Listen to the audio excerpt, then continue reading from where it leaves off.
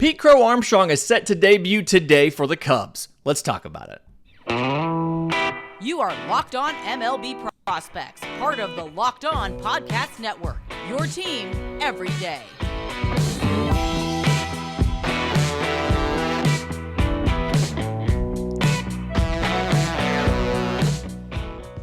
Yes, welcome on in to Locked On MLB Prospects, your home for all things minor league baseball. I'm your host, Lindsay Crosby, freelance baseball writer and podcaster, and thank you for making this your first listen every single day. We're proudly part of the Locked On Podcast Network, where it's your team every day. And today's episode is made possible by our friends at Game Time. Download the Game Time app, create an account, use code LOCKEDONMLB for $20 off your first purchase. Last minute tickets, lowest price, guaranteed. So the Chicago Cubs have done what we thought they were going to do when September started. They have called up top prospect Pete Crow-Armstrong, the outfielder, and he should make his debut today in Chicago, or technically in Colorado. And it's really interesting, okay? So Pete Crow-Armstrong was drafted by the Mets, and he was the compensation when the Mets went and traded for Javi Baez. And here's an interesting little fun thing. So PCA is going to debut. The Cubs are in Colorado. In 2014, Javi Baez made his debut in Colorado and hit a home run. Not guaranteeing a PCA home run, but just thought that was interesting. Also, side note, Baez went 1 for 6 in that game with the home run because they went to 12 innings. 167 batting average feels like it's appropriate for Javi Baez. But what PCA has done this year has been very impressive. So I'm going to break the stats between AA and AAA simply because it's different offensive environments. He was in the AA Southern League. You remember us talking numerous times in the past about those baseballs, those tacky baseballs, and how it gave so much of an advantage to pitchers in the Southern League that it depressed offensive numbers. So despite playing for most of the year with those tacky baseballs, PCA went 289, 371, 527 with Tennessee. 14 home runs, 38 extra base hits in 73 games, 31 walks to 82 strikeouts, and 27 of 35 on stolen bases. Yes, there is more than one strikeout per game in there, and PCA played every day. This is not like a thing where he went into the game in the 8th or the 9th in defense or something like that. They don't really do that in AA. He played almost every day. And I think when you look at the AAA numbers and some of the advanced stats behind that, you can see more about who PCA is as a player. So he goes up to AAA, and the numbers come down a little bit. 34 games, so smaller sample size, but 271, 350, 479. 18 points in batting average, 21 points in on base, and then he really takes the hit, just under 40 points in slugging. He has 6 home runs and 15 extra base hits in those 34 games. So it's lower pace on home runs. 15 walks to 47 strikeouts and 10 of 12 on stolen bases. The strikeout issues are still there. And because it's AAA and we have AAA StatCast, we can pull some of the advanced numbers and the advanced stuff and kind of see, okay, what was PCA doing in AAA that caused the strikeout numbers? We don't directly have that for AA, or at least not publicly, but we have that for AAA. So a couple things here I noticed. One, let's go with the positive first. Let's back up on that. I think his power potential is above average. And when you look at his average and his 90th percentile exit velos, it backs that up. Average exit velo, 88.9%. 90th percentile exit velo, 103.2. When a guy's over 100 miles an hour on the 90th percentile, you feel okay that they're going to have at least average to above average power, right? He's right there close to 90 miles an hour on the average exit velo. Again, 90th percentile, just over 100. You feel okay with that. 42% ground ball, 21% line drive, 29% fly ball. But when you dig into the advanced numbers, and you see what Pete Crow-Armstrong did as far as chase and what types of pitches he was chasing, that's why it gives me a little bit of pause about how he might perform immediately in his debut and in the first couple, like the first few weeks of the season that he's going to get in the regular season, okay? In AAA, so granted, this is 34 games. It's a smaller sample size, but again, this is not publicly available for AA. He chased 37.3% of the time. Yes, that is high. His overall contact rate, because he chased that much, his overall contact rate is 69%. We always make the joke it's a nice number. In this case, you'd like it to be higher. But the more concerning number to me is his contact rate in the zone. So when it is a pitch that is a strike, it is in the zone. Pete Crow-Armstrong's contact rate is 78%. Obviously, you like that to be in the 80s. When a guy is in the 90s, that's one of those, like, he has incredible contact ability. You'd feel more comfortable if that was at least in the 80s. Now, it can get better because this is obviously his first month in AAA. There's an adjustment period. You're facing usually more advanced pitchers because rather than facing a lot of just prospects, you're facing former big leaguers who are trying to get back, guys who know all the tips and tricks. And that goes back into our conversation about the point of AA versus AAA. AA is about making you the player and the skills, the inherent skills that you have, making you a better player. AAA is about getting you ready for the bigs from a standpoint of how do you produce. So, but when you break down some of that chase number, that 37.3% chase, and you look and see what he's chasing, that's where you see some issues. Fastballs, it comes down to 31.7%. Not a huge deal. Off speed, 44.9%. They don't break that up to anything other than changeups. So we'll just say changeups, he chases 44.9%. Breaking balls, they have him at 44%. And that is something that you can break out. You can break out curveballs from sliders and things like that. And that's where you get into some issue here. The slider chase rate for Pete Crow-Armstrong in AAA, and small sample size, but the chase rate is 51.9%. If you throw him two back-to-back sliders that are down and away and off the plate for a ball, odds are he will swing at least at one of them.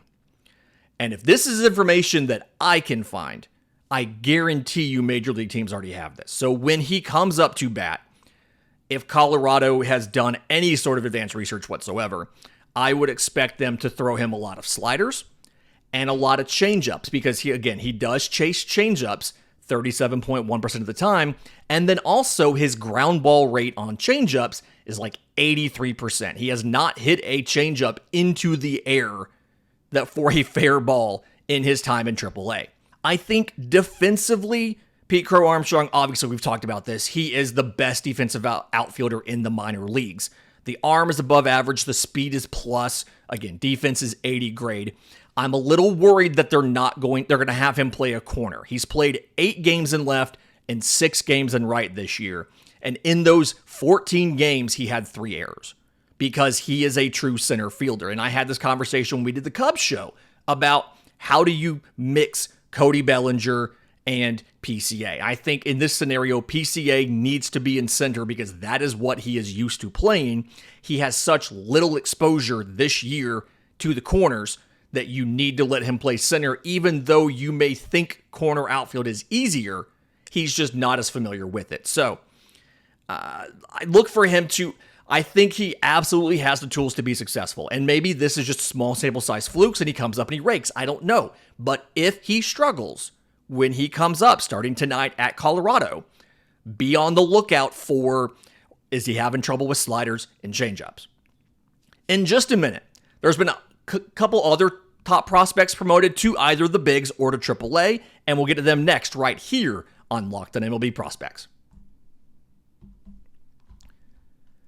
But first, today's episode is brought to you by our friends at Game Time. Buying tickets to your favorite event should not be stressful, and so that's why you need to use the Game Time app. It's the fastest and easiest way to buy tickets for all of the sports, music, comedy, theater, whatever it might be near you. They have killer deals on last-minute tickets, and they have the best price guarantee, so you can stop stressing about trying to get your tickets and just stay hyped and excited for the fun you're going to have.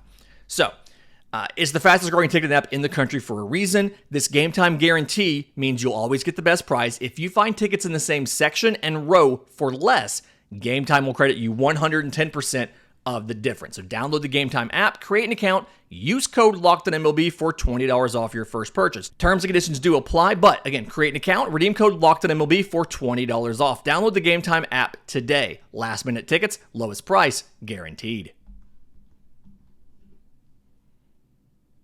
But Pete Crow-Armstrong is not the only top outfielder to get promoted to the bigs. We recorded Friday's show on Thursday, and as soon as we recorded it, talking about Jordan Lawler and stuff like that, the news broke that Evan Carter was getting promoted to the major leagues. And so at time of recording, he has played in 3 games in Texas. He started 2, was a defensive replacement in the third one. I think he's played right twice, and he's played left. And he's 1 for 5 with an RBI and a stolen base, 2 walks to 3 strikeouts. But for Evan Carter, the big thing here that I've been very impressed with is if you watch, his on-base percentage is absolutely absurd, right? 97 games in Double-A. I'm throwing out the week he was in Triple-A. It was a very small sample size. 97 games in Double-A this year. 284, 411, 451. 12 home runs, 33 extra base hits, 74 walks to 103 strikeouts, and 22 of 32 on stolen bases. Defensively, he's a plus defender. He's not PCA level. Nobody is. But Evan Carter is absolutely a plus defender in center field with good speed and needs to be out there. I think the big questions for Evan Carter, long-term and short-term, right? The long-term question is how much power does Evan Carter have in his game? Like, where is his power ceiling going to end up? And I don't think we know. He's been a guy where we've been waiting to see when it would develop and where it would come to, and he's been behind pace on where we expected that power to show up. We were expecting to see it and expecting to see it and expecting to see it, and it's taken forever to manifest, and still not sure where that's going to be, and I'm not sure how much physical projection and how much ability to add muscle to generate more power that he has as well. But either way, even if he doesn't crush 20-something home runs, he's still going to be a plus defender in center field for Texas when they let him play. And he's going to give them good at-bats, good on base. He's already walked twice and when officially technically 7 at-bats, 5 plate appearances, however that works. But long-term, where is the power ceiling? The short-term question is how much is he going to get to play? The whole reason he got called up is because you lost an outfielder. But there again, he was up for 3 games. They started him for 2, neither one of those in center field, and he got in as a defensive replacement in a corner in the 3rd game. Evan Carter is more valuable to you as a center fielder than he is as a right or left fielder. I understand if you want to put him in for defense, fine, whatever. And I understand the Rangers are desperately trying to get back into the playoff conversation. They've had a rough go of it after the trade deadline. But if you have Evan Carter up, and he's not going to hit 130 at-bats, he's not going to hit 45 days of service time, so he'll still be a prospect. But you need to get him into the game almost every day so that you can see what he struggles with. When he strikes out, why is he striking out? So that you can turn around and get that fixed in the offseason so that you can have a starting center fielder all year next year in Evan Carter. A couple other promotions. Left-hand pitcher Mason Montgomery went from Double-A to Triple-A. Pitcher for the Rays, one of their top pitching prospects. 6th rounder in 2021 out of Texas Tech, and had 25 starts in Double-A this year. 5-4 with a 4.18 ERA and 107 2/3 innings. 131 strikeouts, so 11 strikeouts per 9. To 49 walks, 4.1 per 9, 18 home runs allowed. He's in a really weird situation, is Mason Montgomery, because coming into the year, he was seen as a guy that had a really good fastball and nothing else that was great. And the fastball was amazing, right? It sat low to mid 90s. He could run it up to 97. He could take stuff off of it and get it down to 90. He could manipulate adding some cut or run to it, but it had really good carry up in the zone, Really, that flat vertical approach angle into the zone was really tough for hitters to pick up on. And then again, he could move it around and then he could spot it really. A lot of the scouting reports this year, the looks at Mason Montgomery are that pitch, that fastball is not as good this year from a carry perspective as it was in the past. And I don't know how much of that was the tacky baseballs. Not every pitcher got better because of those tacky baseballs. And so it's entirely possible that he regressed a bit. They finally moved him, I swear, the day before I get ready to call a week's worth of games in Double-A Montgomery, they move him to Triple-A Durham. And the team wasn't expecting that. Their game notes were changed to a TBD for the starter on Wednesday because they were expecting to have him in that slot.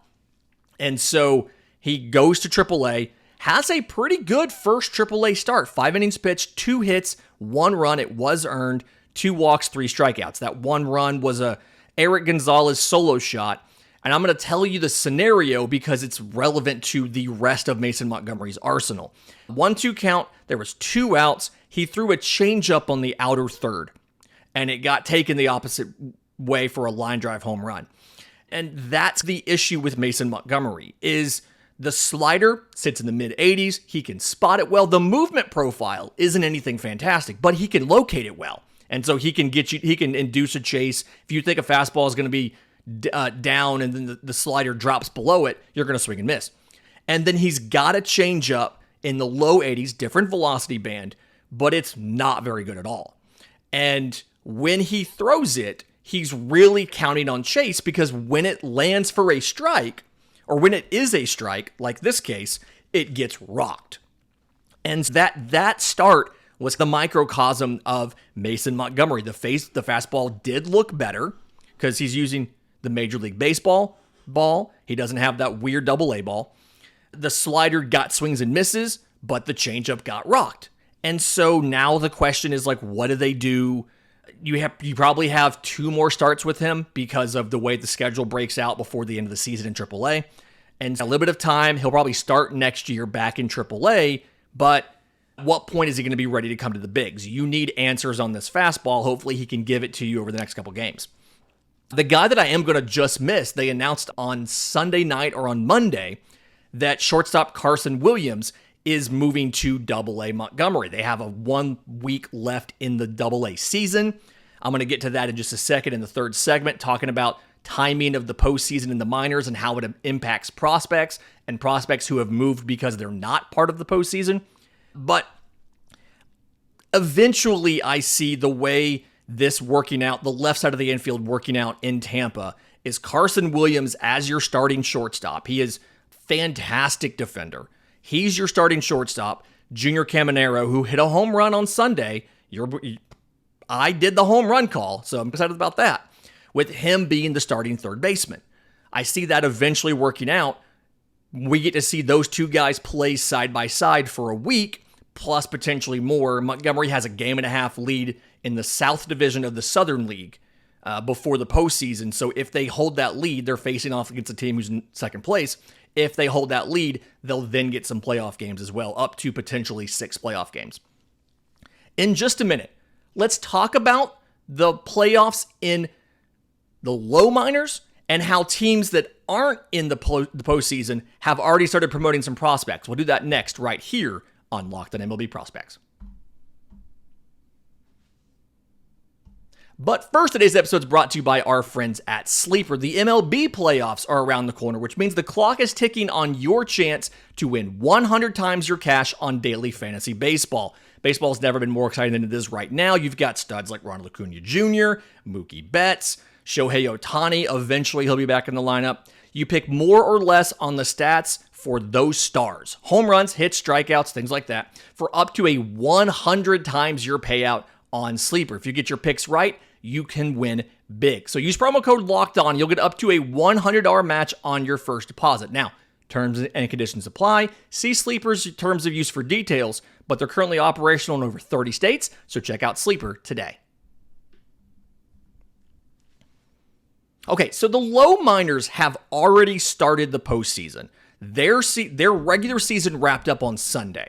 And so some teams have their prospects still playing, and other teams have promoted guys because those prospects no longer have seasons. So the Florida State League is Cardinals versus Marlins, and then Phillies versus Tigers. Those are the two semifinals. The winners of those will play a series to see who's the winner. Carolina League, Brewers versus Orioles, Cubs versus Rays. That's single A. And then California League, Dodgers versus Angels, Giants versus A's. Believe it or not, the Oakland A's have a good team. It's just in single A Midland. In high A, the Midwest League is Twins versus Cardinals, Dodgers versus Padres. Those are the two parts of the bracket. The South Atlantic League, Red Sox versus Rangers, Yankees versus Phillies. And then in the Northwest, they only have 6 teams. So they only have one postseason series. They do a best of 5, and it's Blue Jays versus Mariners. That series begins today, and they'll have a winner there by the end of the week, whereas everybody else takes an extra day or so. But some teams that are not in the postseason have promoted some really good prospects to the bigs. So I came across a tweet from friend of the show, Chris Clegg of the Dynasty Dugout, and he had WRC Plus leaders in the minors for prospects 19 and under. And 6th on that list was Jett Williams of the New York Mets. Shortstop and an outfielder, 2022 first rounder out of high school. He had 115 combined games in A-ball and high A at age 19. 266, 431, 461. 13 home runs, 42 extra base hits, 102 walks to 108 strikeouts, and 44 of 51 on stolen bases. So the WRC Plus was 150. And again, 6th highest for a prospect under the age of 20 who got at least 250 at-bats. The thing here, plus hit tool, you can tell that already. Great on-base ability. The question I think that we've had since Jett Williams was drafted is, what is his power ceiling going to be? He is 5'6", 175 pounds. And yes, we have seen guys at that size be power hitters at the major league level. Jose Altuve has hit plenty of home runs at 5'6". Dustin Pedroia hit plenty of home runs at 5'6". But it is very easy for us to remember the exceptions to the rule. And so that's been a big question, is for Jett Williams, what is his power going to be? This season, combined between A-ball and high A, his average exit velocity has been 87 miles an hour, so close to 90, high 80s. The 90th percentile exit velo is 102. And that's all higher than we expected Jett Williams to be able to do from a 5'6" frame in his first year of full year of professional baseball. And so he's a really interesting package now, plus speed. He's got an arm that's at least average. He plays shortstop 4 to 5 days a week. He's got 82 games there. He plays center field pretty much 1 day a week. He's got 19 starts there. And then every other week he spends a day at DH instead of playing that 5th game at shortstop. He's got 8 starts at DH. And you look at plus hitter, really good on base ability, and then potentially more power than we were expecting. We're going to get a week of him in Double-A because this is the final week of the Double-A season this week. We'll get a week of him in Double-A, plus if he makes the postseason or not. We'll talk about Double-A's postseason next week to see what he can do. Another guy who is above Jett Williams on that list is catcher Samuel Basallo of the Baltimore Orioles. He had a 159 WRC plus, and he just turned 19 in August, so he was 18 for almost the entire season. 2021 IFA was the biggest bonus getter from the Orioles, and played 110 games divided between A-ball and Double-A, and I believe it was 110 games between A-ball and Double-A. 307, 398, 547, 20 home runs, 51 extra base hits, 60 walks to 93 strikeouts, and 12 of 17 on stolen bases. He's listed a lot of places as catcher and first base, simply because oftentimes in the minors, your catcher does not catch every day. They'll DH, they'll play some first base. He played 66 games at catcher, he played 27 at first, and he DH'd 14 times. So he'd catch 4 days a week, he'd play first base once or twice a week, he'd DH either never or once a week, how that would shake out. The batted ball quality has been fantastic for Samuel Basallo. The power is there. He's listed at 6'3", 180. He's got good long levers. He is a lefty hitter, lefty hitting catcher. That's obviously hard to find. He's a righty thrower, so he makes it work at first base. It's nothing awkward. It's fine. He does have his back to the runners coming to the bag, but he has raised the floor of the hit tool. He was seen coming into the year as a guy that was probably a 40 or 45 hit tool. Last year in complex, he went 279, 350, 424, which is good, but is not anything overpowering or dominating. And so the expectation was that he was probably going to be, the hit tool was a little bit lacking. He hit 299 in Delmarva, and then when he went to Aberdeen, he raised that to 333. It was only 27 games in Aberdeen, but 333, 444, 688. 8 home runs in 27 games, and now he gets a week in Bowie before the regular season ends, and then potentially the postseason. Even if he has to move off of catcher, which the arm is plus, I think defensively he can get to average. Even if he has to move off of catcher to first base, he's still going to be a valuable bat, and he's probably a top 5 catcher like in Dynasty Baseball out of prospects, probably right now. Another catcher that was promoted, not on that WRC list, but catcher and first baseman Moises Ballesteros of the Cubs. 112 games for Ballesteros in the lower minors, evenly divided. 56 in Myrtle Beach, 56 in South Bend. 288, 379, 460. 14 home runs, 41 extra base hits, 62 walks to 75 strikeouts, and 7-7 on stolen bases. Defensively, a little bit more of a work in progress than Basallo is. The arm is good. The pop time's really good. It's the mechanics of blocking, things like that. He did 76 games at catcher, 22 at first, 13 at DH. They want him to stick at catcher if they can. And here's the thing, again, left-handed hitter, above average hit tool, above average power, not exceptional in either, right? It's average to above average on both. We need to see him against better competition to know what he's going to be able to do. Has a really good batter's eye, walks plenty. Again, 62 walks in 112 games. I'm excited to see him for a week in AA Tennessee. I don't believe AA Tennessee is a playoff team. I've tried to remember from looking at the standings all week, so I was focused on the South Division, not the North Division. But either way, Moises Ballesteros, another interesting promotion from the lower minors since his team is not a playoff team. Fantastic week this week. So a lot of more fun stuff coming up. If you have questions for the show for Monday's mailbag, I'm on Twitter at Crosby Baseball. Show's on Twitter at Locked On Farm. You can email us. We have a Discord. We have a subtext. Tons of ways to get them to us. In the meantime, remember, it's always a great time to pay a minor leaguer.